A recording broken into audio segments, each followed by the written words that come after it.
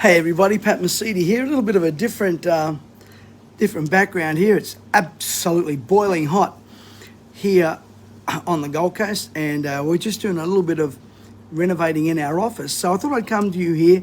Listen, it's the content of the message that's important. And firstly, let me just say, on Sunday morning, if you did not hear my message, beware of the bread and circus. You need to listen to that message, please. And also here in the link, I've put our Shorby link where you can go on the various platforms.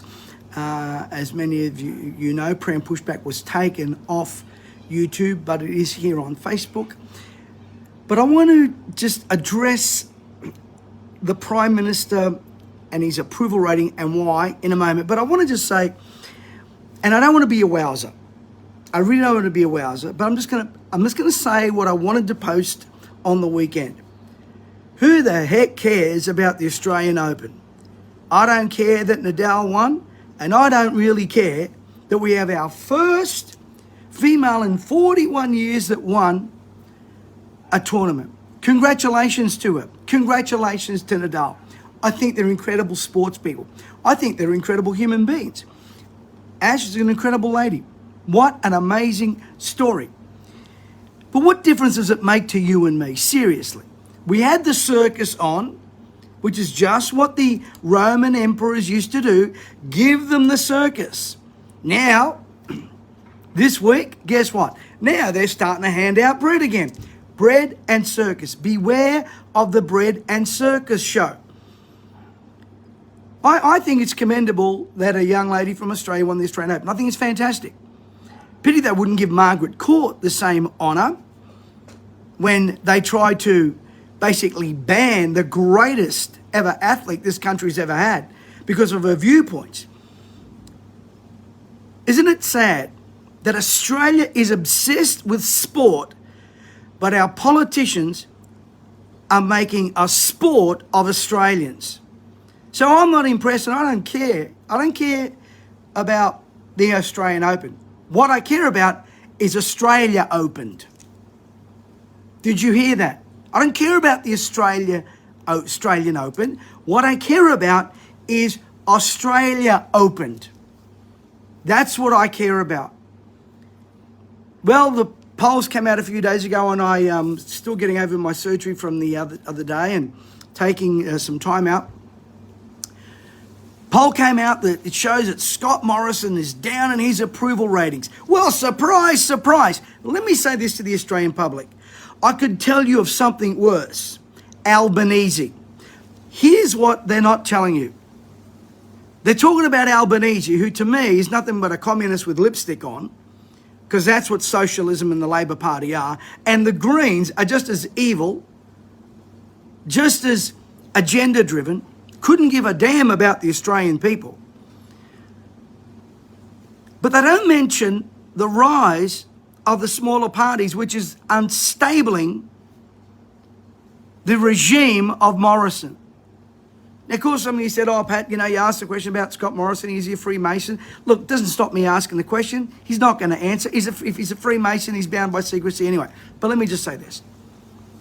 Mr. Morrison cares more about politics than people. He plays this country. While Rome is burning, Nero is absent. Nero is playing the fiddle. Now, I said I was going to share with you why I believe Mr. Morrison, his approval rating's gone down. Now, it came out today that allegedly, Gladys Berejiklian and a chief Liberal minister got involved in a text thing, and that Miss Berejiklian said Mr. Morrison was more concerned with politics than people, and that he is a fraud, and that he is, let me read it to you, that he is basically not a nice person, and that she doesn't trust him. While she did not deny this text that went on between her and a senior member of the Liberal Party, she doesn't deny it, she just can't recall. So let me You know, when you got Berejiklian saying to you, or to someone allegedly, is a psycho, is a fraud, is not a nice person, I kind of agree. That he's more concerned about politics and people, I kind of agree. But let me add a few more reasons why he's been trashed in the polls. Number one, you put people before politics and globalist agenda before the best of the Australian people.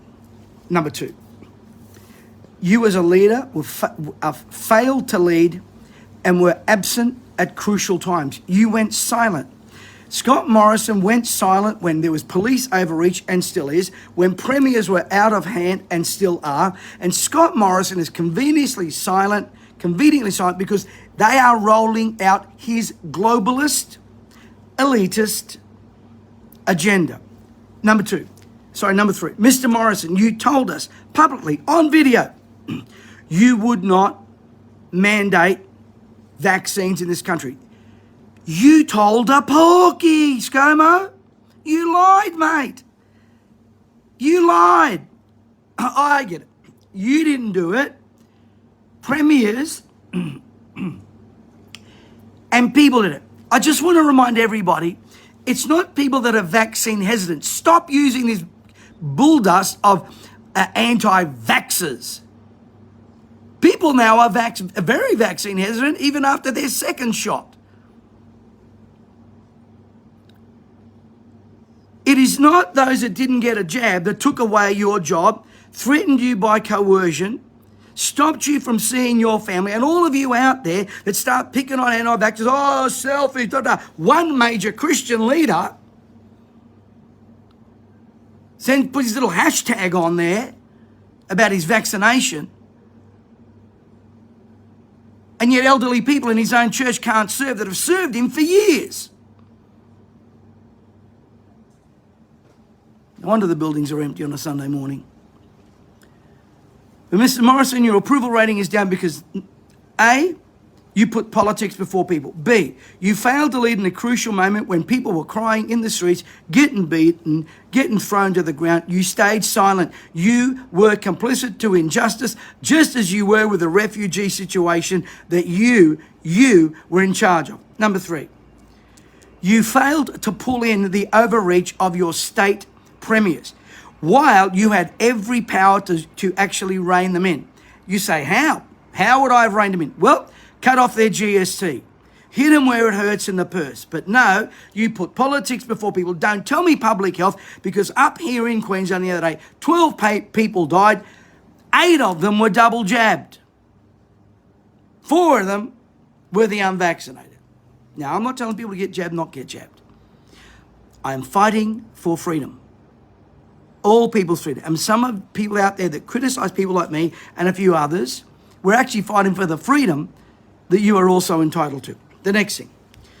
The reason why your popularity is down is you lied. I've touched on that.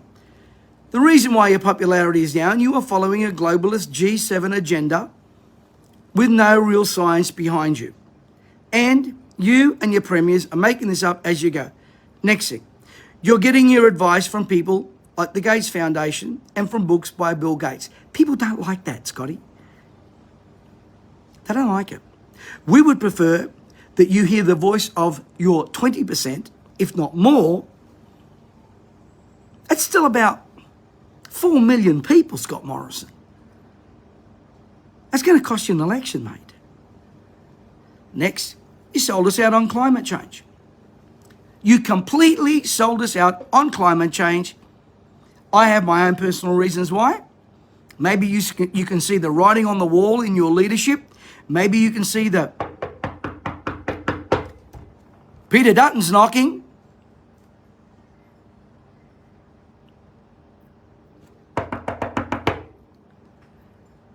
Et tu, Brutus? I don't know. Maybe they're going to do what you did to Michael too.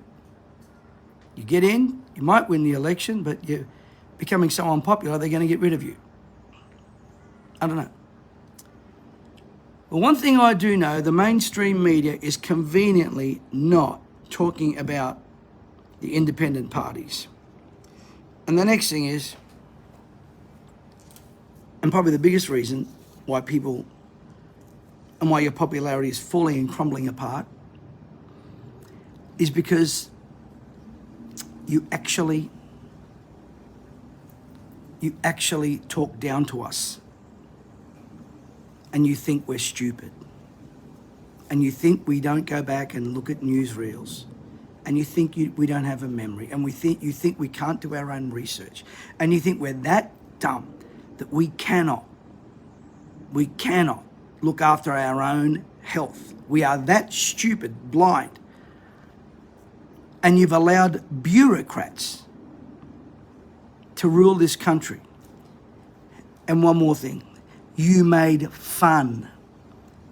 You made total foolery and mockery of the justice system when you overruled a judge and your little right-hand patsy, Alex Hawke, used his political power not for public health, it's on record, but because he didn't want someone to be a hero of the people that was anti your agenda. Isn't that what dictators do in other countries, like China? Oh, that's right. You still haven't dealt with China over what they did. You threw a rock in the water, but you've done absolutely not a darn thing, Mr. Morrison.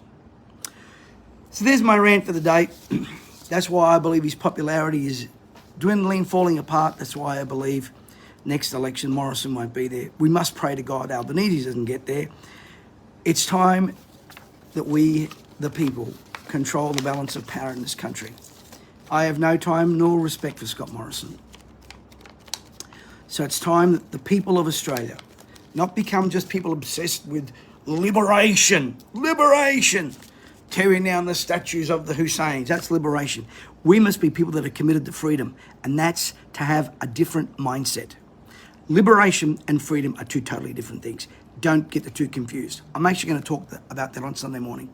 Anyway, thanks for listening in. A bit longer than normal today, and I look forward to seeing you in our next chat. Seeing you on Sunday morning. Go back on last Sunday morning's talk. It was quite a powerful talk on bread and circus. And remember, like, subscribe, go to our YouTube, get involved in our Rumble platforms and all the various other ones. And thank you so much for your support. God bless everyone.